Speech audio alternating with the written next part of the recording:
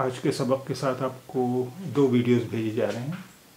Videos देखने के बाद आपको ये हिंदी शब्द उर्दू में लिखना है। ये शब्द हैं चीन। चीन, मुल्क, मुल्क,